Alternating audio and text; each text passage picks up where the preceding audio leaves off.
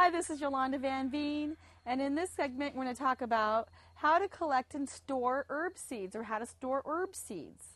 Now, I've got all types of herbs in my herb garden, and a lot of them are still blooming and some have turned to seed. So the trick with collecting seeds is to wait for them to turn to seed, because a lot of times when they're in the middle of blooming you want to save them, but then they're have turned to seed and they won't make it for the next year. For example, these herbs are still in bloom, so they haven't turned to seed. But yet, underneath here, I've got some that you can see, they're all dried up and they look like seeds. And so you just want to cut those out. And you can even dry them if they're kind of moist, if they're outside and it's rained. You want to dry them first. Or you can put them right into a paper bag or a shoebox, or a manila envelope, or I like to save them right into an envelope.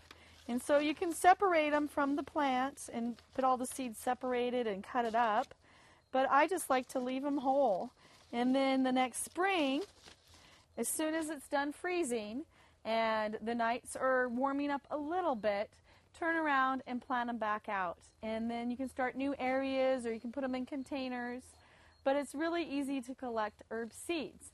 The best time is when they're done blooming and right when they're turned to seed.